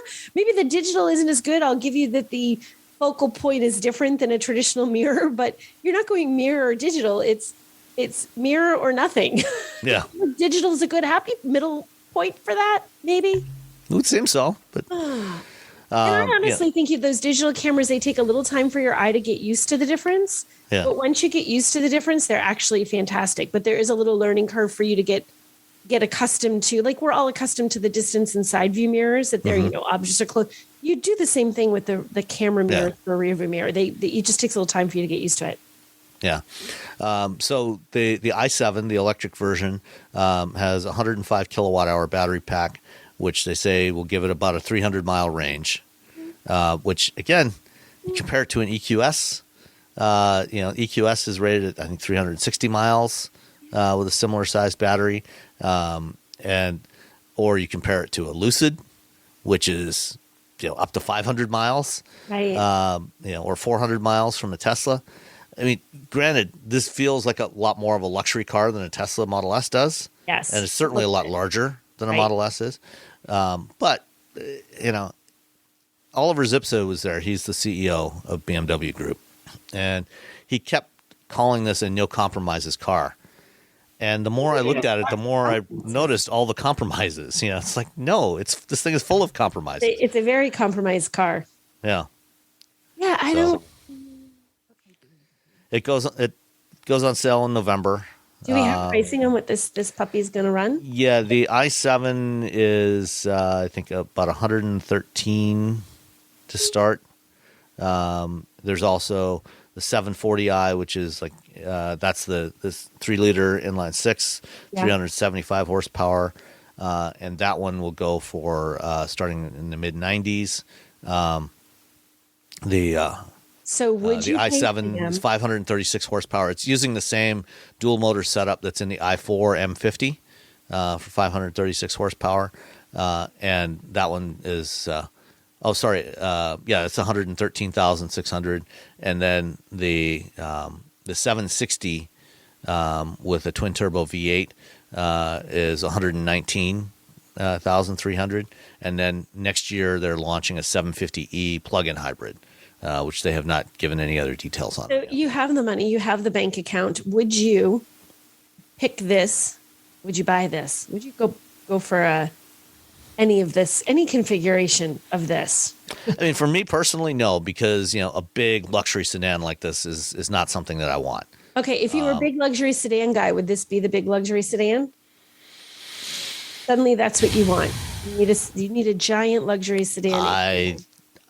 I think I would probably lean more towards the EQS or Lucid. Okay, my brain was going toward Lucid, so okay. Yeah. I mean, the Lucid's not quite as large as this. And some people, because Lucid is still a very new company, some people might be a little more reticent about going with a startup. Sure. That's always an issue. Then again, if you got $100,000 plus to spend on a luxury sedan, it's probably not your only car. Exactly. So you've got to back up if for some reason there's some kind of service needed and you have to wait because it's not right out your front door. Yeah. Yep. So, all right. That's the new 7 Series and i7. Right. A couple of weeks back, you and I were both in, where the hell were we? Oh, in Texas, in Austin. I love it. I don't know where we were. Driving another vehicle with a plug, which is the Jeep Grand Cherokee 4xe. Yes. What did you think? I like it. The 4xe, the whole 4xe thing with Jeep it's neat because, there is something to be said for going off-road in a vehicle that is suddenly as quiet as you can possibly make it. All you hear is the sounds of your skid plate scraping across the rocks. Yeah, exactly. But I do love that. The first time I experienced that in the Wrangler 4xe, I'm like, this is cool. There's something to be said for this. And you get that same experience in the Grand Cherokee, but it's bigger, so it's not as nimble as a Wrangler, but you're getting a lot more, nice car as opposed to I'm going to go out there, I'm going to get muddy that you get in the Wrangler. I like this. But I like the Grand Cherokee as a whole. I like the vehicle to begin with. So making it a 4xe, I think is a no-brainer for Jeep. And I think it adds a nice, it gives you the ability to plug in. It improves your fuel economy. They have those stations there. And I forget there's certain trails where they are installing Jeep and Moab stations. And Rubicon and right. So you're going to have, charging stations you can take advantage of right before you get on the trail. And, they let you in the course of this system, you can tell it, I don't want to use any battery right now. And you can use gas all the way out to wherever you're going and then pop it into EV mode the second you get to the trail. So you can save that entire EV range just for when you're out on the trail. I like it. And I still love, they take you, This is actually is it a ranch? I don't know, wherever it was that we have been here before. Like Jeep has used this location before. And the neat thing is, it's not like suddenly you go to this location where you took Wranglers, you took cars, you were like really crawling over rocks. You're like, oh no, this is the larger, not as capable Grand Cherokee. Oh no, took you over the same crazy rocks. You're still sliding around. It's wet. You're looking at things and thinking, okay, the Jeep guy's going like, come forward. I'm going to trust him. I'm going to trust Jeep guy's not going to kill me. And sure enough, the car just crawls right over the rocks and does exactly what it's supposed to do. It is always impressive to me when you push Jeeps with people who are experts who, like they're telling you to push this in a way I wouldn't just by myself. I know that it can do this. And you think, yeah, which one of us is going to go sideways? None of us. We're all fine. No matter what our skill level, y'all come off of these courses.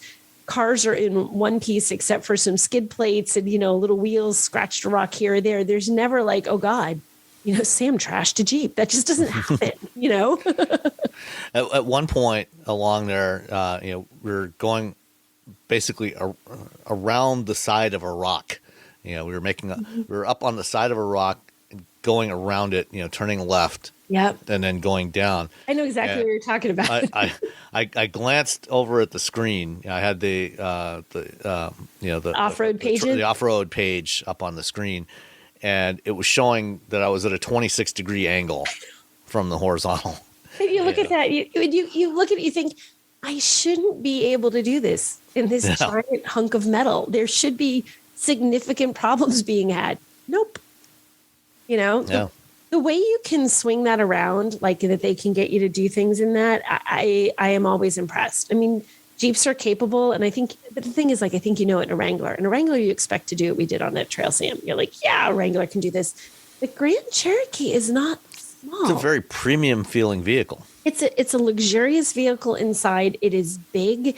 It is not in any way tiny, or it doesn't feel like it should be maneuverable. And yet it is. Like you said, you basically turn around these rocks and they have you drive up things too. Sometimes you feel that like your brain says, this is a granite wall. How am I supposed to drive up right, this? You're like, I know you're calling me to go forward, but my brain is like, you're driving into a wall, Nicole, stop. And you guys are like, no, you're driving up a wall. Trust us. Yeah. Okay. And they had, I think, 4 there for the off-road portion, four Jeeps, and 2, or I think there was 1 leader and there was 3 of us following.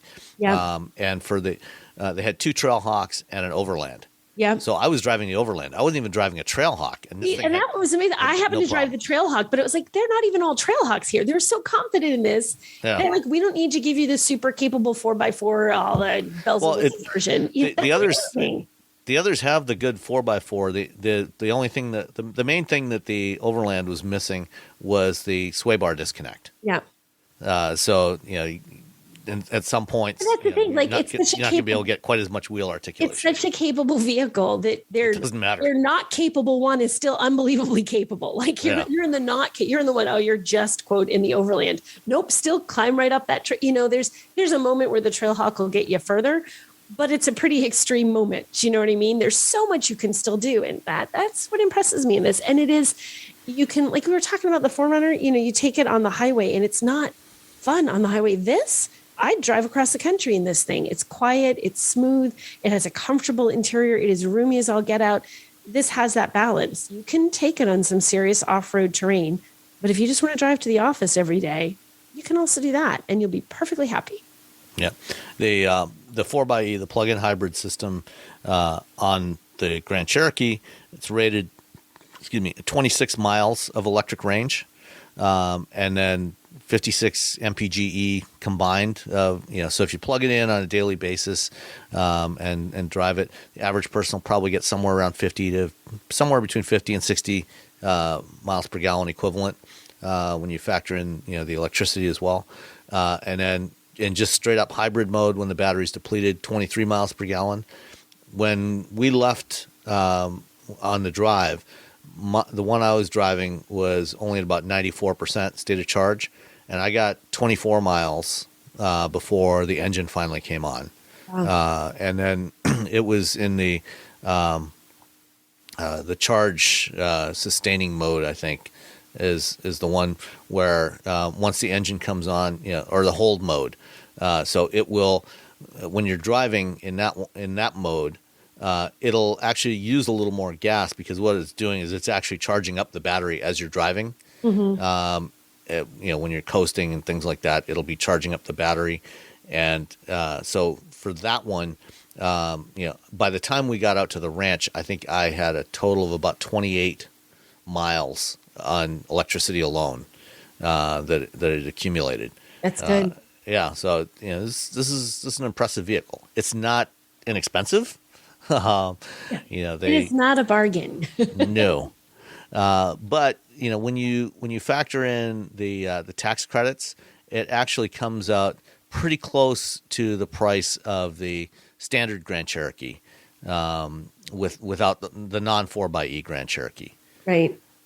Because it starts at, I'm looking at the bottom of your story, starts at $58,900 with a $1,700, almost $1,800 destination. So your base is $58,900, and that $7,500 tax credit makes, it's a big help, and it's not going to disappear for Jeep anytime soon. So, right. And, the Summit Reserve, which is the top trim level, starts at 75, just shy of 75. So you're looking at, almost 77 with the delivery charge, but, then knock 7,500 off of that, plus whatever your state may offer you. And, it's not quite as crazy expensive. And, the other thing to keep in mind too is that these are all 4-wheel drive standard. There's no 2-wheel drive plug-in hybrid for the Jeep. Yeah, hence the 4xe name. That's the 4xe. I like the 4xe. I'm a fan of this idea. And there is something kind of fun about driving one, and then you're on a trail and there's a human, and you do everything you can not to scare the human. You're still going to scare the human because they don't hear you. And you're like, hey, hi. There's a car behind them. They don't realize it. Okay, let's see. Next up, let's do the Solterra first. Okay. You drove the Solterra last week. I did. Did you drive it too, Sam? Were you? I did not. You did not. Technically, I kind of did, because I drove the BZ4X, which is the same thing. You drove the Solterra, but with a different badge and slightly different. Okay. With a better badge. Oh, did we say that? So I have repeatedly. You have. So the biggest difference between, like, having driven them both, and honestly, I forgot to open up everything for the specs for the Solterra. So I'm not going to pretend I have those all in front of me, but I'll tell you what the big difference is between these two. If you want to drive in the dirt at all, I don't mean you're going to off-road like your Jeep. It's not a Jeep, people. It's a Subaru. But if you're someone who does a little bit, if you do some dirt driving, if you're taking it to a cabin, or you're taking it someplace a little more rugged, or you want to do off-road to a spot where you're going to go mountain biking or whatever, you can genuinely do some stuff in this. It does handle well off-road. It is surprising well. It makes a big difference. So when we drove this, they had an on-road portion, but then they flew us all to Catalina Island to drive off-road on Catalina, which is really kind of crazy cool, because apparently there's like a 25-year wait list or something to be able to have a car on the island at all. So I thought it was pretty cool that we got to drive there. And the roads that we were driving on, there were like little dirt roads. There's not, and there are spots where they took us off the dirt road, and you were genuinely like, okay, this is a hill. This is some slidey gravel. This is some, uneven. There's some ruts here from rain or whatever, where you're not going to take just an average everyday car up that. That was very impressive to me. So, you think of a Subaru's got a little bit, it's like your rugged adventure-y type. It really is. It's standard all-wheel drive, and they have their X mode. They have hill descent assist, to help you get down steep terrain. It really does handle it. I don't think you think it can. Like, it doesn't necessarily look like it can, but it handles a surprisingly rugged amount of off-roading, and it does it very well. It balances that with, it has just a nice on-road drive. It's responsive. It's comfortable. It has good room for cargo. It's not a huge amount of room for cargo, because it has a very, although the rear opening is very wide, it has a very sloped roofline in the back, and that does eat in. So like, you couldn't put things that are as big, because as soon as you slam that tailgate, you've hit whatever your big thing is in the back. So the cargo, is a little bit tricky, but again, you have roof rails that are available on that. Put your roof rails on, stick your thing on there, or like Sam and I do, put a little hitch on the back and put something on there to carry your stuff, because we talked about how we both like that. Oh, and in addition to the off-road thing, there's 8.3 inches of ground clearance. If you think about the ground clearance in most crossovers, and especially most little crossover EVs, that's pretty good. You can crawl over some pretty decent stuff. It has 2 infotainment systems. So your base trim gets an 8-inch screen. The rest of it gets a 12.3-inch screen that's gives you that much more upscale vibe. You get wireless Apple CarPlay, you get, an Android Auto. The interior is comfortable, and it has that very typical Subaru-ness where you feel like if your dog jumps in with muddy paws, you're not going to have a panic attack because you just ruined your interior. Or if your kids step across the seats, as kids are wont to do, again, you're not going to destroy this interior. It's rugged enough to feel like it's going to hold up to some actual real world living, and that it doesn't just look pretty in a showroom. As far as range, you've got, the range is it's not great. You get 222 miles per charge, except for the base trim, which gets 228. So you get an extra 6 miles. Math is hard. So are they offering a front drive version, a single motor front drive version of the Solterra? All-wheel drive. All-wheel drive. So you don't get a front motor, because you do get that in the BZ. Yeah, the BZ4X, you can get a front drive only version. So if you go with the BZ4X, your all-wheel drive, you're going to be the same. But if you want more range, you can get the BZ4X with front-wheel drive, and then you're going to increase your range by a chunk. So that might be like that. Not might be. That is the downside here. If you want a range, but still, here's the thing, guys. The EV range is such a tricky thing for people to get used to, because the numbers are lower than what your gas tank can hold, and because charging stations aren't everywhere. But how often, realistically, do most people drive 222 miles or 228 miles in a single day? You don't. Rarely, unless you are honest to goodness on a road trip. You are not driving that far in a day. So for 99% of your day-to-day life, you're going to only need to charge this at home. You could plug in it at home. You can take advantage of a charger out there in the real world if you want, but you don't actually need it to. So you're going to be fine at home. The only time that's ever going to become an issue is if you're doing a road trip. You do need to stop, and you do need to plan out your charging a little bit, because you're not going to get the same kind of range that you're going to get in vehicles, either like a front wheel drive, which increases your range, or just have like a long range battery, or just even their standard battery that might be a longer range than this. So I want to say that's the most challenging thing about this, but I do like this vehicle. I like this better than the BZ4X, because I felt like it had a better feel. It looked nicer. It looked more cohesive. That, what I called before, that Subaru-ness, where you feel like it's rugged, where it still feels like a Subaru. It still feels like it stand up to that stuff. And I am really glad that they let us take this genuinely onto some driving on dirt trails, because it did it, and it did it really, really well. I was very impressed with it. Yeah, one downside of the all-wheel drive version, we talked about this before with the Toyota. They actually have 2 different batteries for the front-wheel drive and the all-wheel drive. They're almost the same capacity. One is like 71.4, the other one's 72.8, I think, for the all-wheel drive. But they're from different suppliers. They have slightly different chemistries. And the Panasonic battery in the front-wheel drive Toyotas can be charged at up to 150 kilowatts. The CATL battery in the all-wheel drive models only does 100 kilowatts. Yeah. So getting a charge, in the front-wheel drive, you can charge up to from nothing to or near nothing to 80% in about 30 minutes. But in the all-wheel drive, it takes closer to an hour. Yeah, the number they gave us for the Subaru was specifically 56 minutes from 10 to 80% at a DC fast charger. If you're doing a level 2 charger in your house, it's going to take 9 hours. So yeah, and that's fairly typical. But I mean, that's something you do it overnight, right? If you're plugged, and so overnight, if you're at home, deal. Yeah, if you're at home, you're probably not doing a full charge anyway. I mean, exactly. 80+% of all daily driving is less than 40 miles a day. Mm-hmm. So you plug it in when you get home. You probably schedule it, to not start charging until your local utility switches to off-peak rates. Right. And it'll probably be fully charged in, hour and a half. But yeah, that taking an hour to get to 80%, roughly an hour, like that's a long time if you've got 800 miles you're trying to go today or something. If you've got a long distance drive, that is a lot of stopping. I mean, you can stop and you can have lunch or whatever, but you don't want to stop and have lunch every 200 miles. Yeah.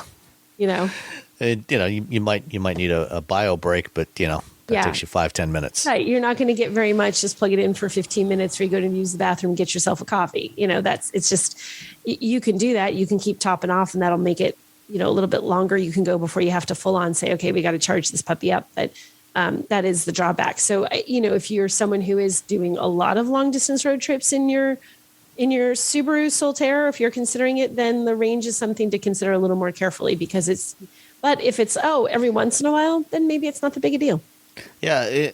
Compared to a number of the competitors, in this compact crossover segment, that 222 miles is a little disappointing. Yeah, exactly.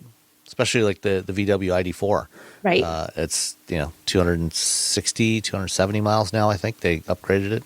Yeah. Yes, they did. They got a little bump this year. So you get even more in the ID4 than you did before. I had to write a bunch of comparison stories versus the Ioniq 5 and the EV6. And like consistently, it's like, oh gosh, the range. Oh gosh, the charging time. Like this just does not match up. The rear drive Ioniq 5 and EV6 are over 300 miles. Right. And even the all-wheel drive versions are 270 miles. So it's a big difference. It's day-to-day does not matter for 99% of us. Yeah. But if you're someone who road trips a lot, then suddenly it does. Yeah. All right. So there is a third model coming in the next few months off of the same ETNGA platform that they use for the BZ4X and the Solterra. That is the Lexus RZ450, which was shown off this week. And what do you this one, like the Subaru, is only available in all-wheel drive form. Aside from the styling differences, the other main difference between this and the BZ4X and the Solterra is they're using a different combination of motors. So one of the things that's a little peculiar on the Toyota, the front-wheel drive version of the Toyota is 201 horsepower. Single motor. And then on the all-wheel drive, they actually use two lower power motors, with one of them, they're both the same size. Let me find it here now. They add up to 214 horsepower. Okay. On the Subaru. Or on the all-wheel drive versions of the Subaru and the Toyota. So what they've done is they took the front motor from the front motor from the front wheel drive BZ4X and combined it with one of the rear motors from the Solterra and BZ4X. So now you have about 300 horsepower total. Frankenstein combination of everything. Well, again, I mean, this is the beauty of EVs. It's easy to mix and match these parts to give you, depending on the traits you want for a specific model. Mm-hmm. The Lexus is, a more upscale, more premium model. It's going to be more expensive. So, you want to, just set it apart from the other two, so you give it, half again as much power. And it works out okay. It'll be interesting to see how that translates once you get behind the wheel. I think that's great to give it a little more oomph, and it's like you said, it suits the Lexus brand. It makes sense for these guys.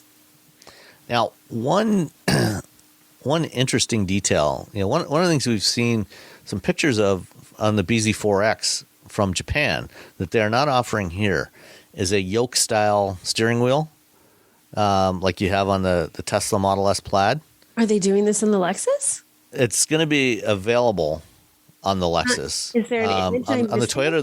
They're only offering it in Japan, and I suspect that the way they're doing it on the Lexus is it's part of a package with a steer-by-wire system. So instead of having a mechanical connection between, there's a steering column that goes from your steering wheel all the way down to your steering rack. And when you turn the wheel, it's mechanically turning the steering rack and moving the wheels. There's no mechanical connection there. It's a steer-by-wire. And one of the problems with the Model S Plaid, with that ridiculous yoke, is that they still have a mechanical steering system, which means, if you're trying to do tight maneuvers in a parking lot or somewhere, or, trying to countersteer if you're starting to slide, and you've got to do some overhand, hand-over-hand steering, it's a real pain to do that with that yoke. Mm-hmm. But on the RZ, it has only 150 degrees lock to lock, so it actually dynamically changes the steering ratio depending on your conditions. So at lower speeds, you'll for a given amount of steering angle, it will actually turn the wheels a lot more. So when you're maneuvering in parking lots, or at higher speeds, it'll be a lot less. So it's changing the steering ratio based on the conditions. But the overall, from one extreme to the other, is only 150 degrees of rotation. So you'll never do the hand over hand steering. So it's more like a Formula One car. It'll be interesting to see how well received this is by the average human. Yeah, it's probably gonna take a little getting used to. Because first you're putting them in an EV, one level of change and discomfort. Now you're giving them a fancy pants steering wheel. So they're like, no, too much at once. Yeah. So I think we'll probably be learning more about this. Toyota is doing an event in early June. Mm-hmm. I'm calling Toyota Palooza. It's like 4 days or something. Toyota Palooza version 2. Yes, Toyota Palooza Part 2. Yeah. So I'm going to go to that as well, and so that hopefully we'll learn more about this one. See you there. Yeah. All right. I think that's it for the topics. We got a few questions to answer. Let's start off with one from Team Engineering first, since it relates back to the Solterra. Okay. Team Engineering asks, do you think more companies are going to start ending their performance versions like Subaru did with the STI as emissions restrictions get tougher? And what can companies like Subaru do when making EV versions of their performance cars like the STI to stand out? All-wheel drive isn't that unique anymore in the EV world or high power levels. I think there's two things to make any car, performance car or otherwise. One is the styling and how does it look, how does it feel? But the drive is more than just how fast it accelerates, which is the big deal in an EV. If it doesn't handle well, if you feel like it gets away from you during that hard acceleration, if you feel like it doesn't have the capability to do what they say it's going to do off-road, if it's an off-road vehicle, it has to drive smoothly, handle the right way. Those are where your differentiators are. It has to, which honestly in an STI before, you still had a performance car with lots of horsepower, but if it had handled like crud, nobody would have liked it. They made it handle a specific way.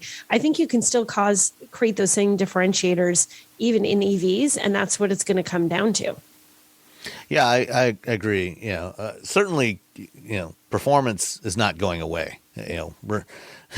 Tesla has proven quite conclusively that there is no disconnect between electrification and performance. Yeah. So we'll have plenty of performance models.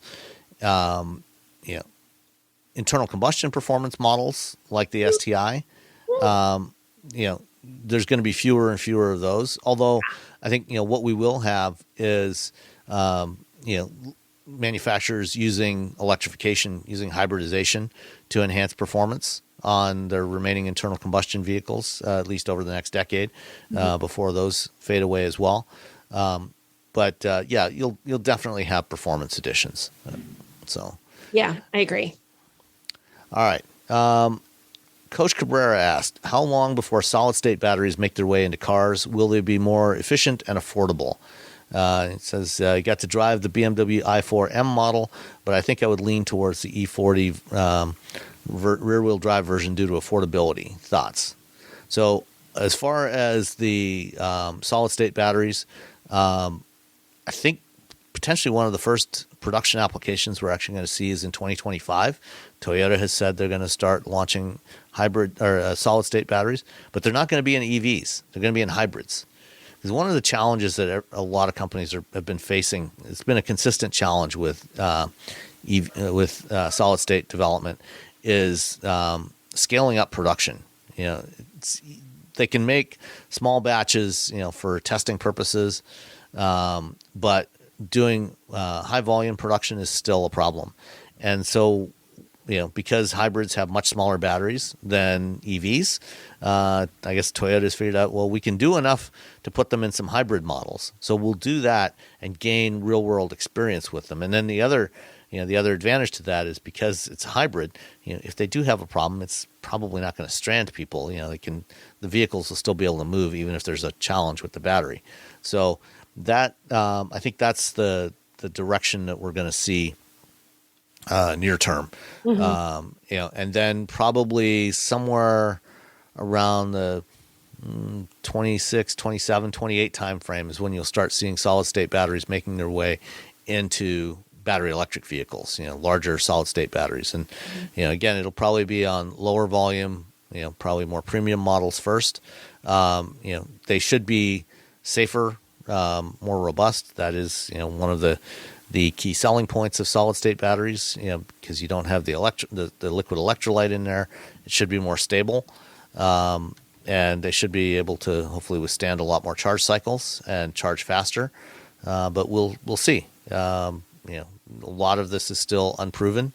But a lot of companies, including BMW, are investing in solid state technology. BMW and Ford are both invested in a company called Solid Power, based in Colorado, and they're doing some interesting stuff. And they're supposed to start testing those in vehicles this year. They're supposed to get large format battery cells that they're going to put into vehicles for testing this year. So hopefully by the end of the year we'll have a better idea of how well they really work. And then on the i4, I don't disagree. I mean, the rear drive base i4, 335 horsepower, lots of torque. The M50 is 536 with even more torque, but even the rear drive model, you've got plenty of performance there. It's still 0 to 60 in 5.5 seconds, according to BMW, and it's actually got more range than the all-wheel drive M50. So, yeah, I mean, if you like it, go for it. Yeah, I agree. Pretty much everything Sam said, and he's got more details on this one than I do, but yeah, spot on. All right. Gupta AJ asks, when it comes to battery tech, is GM and Ford comparable? Should the average consumer take into consideration when making a choice between the Silverado EV or F-150 Lightning? Well, to the second part of that, no. I mean, you're not, that's not, you're not going to have an option of which batteries are in any given vehicle. Right. So, base it on, the other attributes of the vehicle. Is it the right size? Does it have the right capabilities for you? Is it the right price point? Make your decisions based on that and whatever is in there.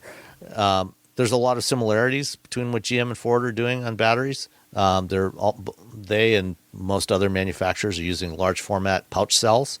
Right now on the Mach-E, for example, Ford is still using LG cells, which are what GM's using. But the LG cells that Ford's using are similar chemistry to what's in the Chevy Bolt, which is nickel manganese cobalt, or NMC. But GM's new Ultium cells reduce the amount of cobalt and add aluminum in there, which should help reduce the cost and make it more sustainable. But Ford starting with the Lightning, is switching over to SK as their supplier. And they're still pouch cells, so there's a lot of similarity, but there are some variations from one manufacturer to another. I think, when you're looking at something like that, it's not like the technology is so vastly different between what one company versus the next is using. There's small detail differences. There are differences, but I don't think it's a difference enough that it should, as a consumer, like, well, I got to stay away from GM or I got to stay away from Ford. Look more at the overall vehicle. Like what Sam said, it's the vehicle that you're getting. Does it do everything else that you need it to do? It's probably got electric tech in there that's fine. But so don't get too overwhelmed by is theirs better today, because then tomorrow something else changes and the next guy's better. It's always evolving. I'd look at the overall vehicle. Yeah, the one thing to keep in mind, especially over the next couple of years, we are going to start seeing more vehicles that are using, right now most EVs are using called nickel-rich chemistries. So it's mostly nickel that's in these lithium-ion batteries from GM, Ford, Tesla, everybody else, because it's got higher energy density. But we're going to start seeing EVs coming to market that have lithium iron phosphate batteries, which have both benefits and downsides compared to the nickel cells. The iron phosphate are really durable. They're really stable. They will do thousands of charge cycles as opposed to 800 to 900 charge cycles for a nickel battery. They're also cheaper, but they have about a third less energy density. So Tesla has now started using iron phosphate batteries, LFP batteries, in both the standard range versions of the Model 3 and the Model Y. They've been using them in China for a number of years now for the standard range versions, and now the standard range Model 3 that they sell in North America and globally actually is using the same LFP batteries. The Model Y in China is using LFP. They haven't launched that in North America yet. They probably will in the next year. Mm-hmm. I think probably sometime this year they'll probably launch a lower cost standard range version of the Model Y with the LFP cells, and those they don't go quite as far. So I think the Model 3 is that's a 260 mile or 250 mile range version, but it's a lot cheaper, and you're going to see a lot more vehicles that offer standard range versions with LFP, to make them more cost effective. Yep. All right. Let's go to James Gardner. When does Sam take his snows off? I literally read that it's shoes, and I was like, "What?" I'm like, "Oh, snows, not shoes." So on my Miata, I don't put snow tires on it because I don't drive it in the winter because I don't want to expose it to salt. But my daughter's Toyota 86, I took off the winter tires a week and a half ago, and yeah, the upper 30s to 40. Is probably a good. That's about the right threshold. Generally, summer tires, below 40 degrees is where they start to feel a little hard and slippery, and so that's a good rule of thumb. Is as long as or at least the temperatures in which you're going to be driving are consistently over 40. That's it. When tire rack guys if you ever question about tires, call someone at Tire Rack. Those guys know their stuff, and they'd always will tell you, consistently above 40 degrees, but it's not a hard and fast rule. I live in New Hampshire. I took my snows off of my Charger probably about 2 weeks ago, Sam. So same. I took it in. I had to get my car inspected, took the snows off, had them put all seasons on. Do we still have temps that are occasionally here dropping below 40? Yep, but not for very long. And an all-season tire can still function. Even a snow tire can. But, the temperature's climbing up above 40 most days. You're probably good because you're never going to peg it perfectly. But yeah, I normally tend to do it in April where I am in the Northeast. Could still get a blizzard tomorrow. Yeah. Deal with it. Well, we had snow here. We had about an inch of snow here on Monday, just before I flew out to LA. So yeah. So you never know. Until June, you're not clear, I think, for either Samurai. But I feel like, April for us. So when the temperatures are mostly above 40, especially during the day, because I'm not generally driving at 5 o'clock in the morning when they're still really, really cold, but mostly above 40, which is this time of year. Yeah. All right. Sean Whitehurst asked, hello, Wheel Bearings crew. There was a question about battery health in older EVs. The 2014 Leaf has a health display. Mine is down 2 bars. Keep up the good work. P.S. I had to leave in keep Jeep. Misspelling. He actually said keep up the good work. Yeah, with a J. Which I think, given that we were talking about Jeep earlier, is keep up fine. the good work. Yeah, that should be a thing. Battery health.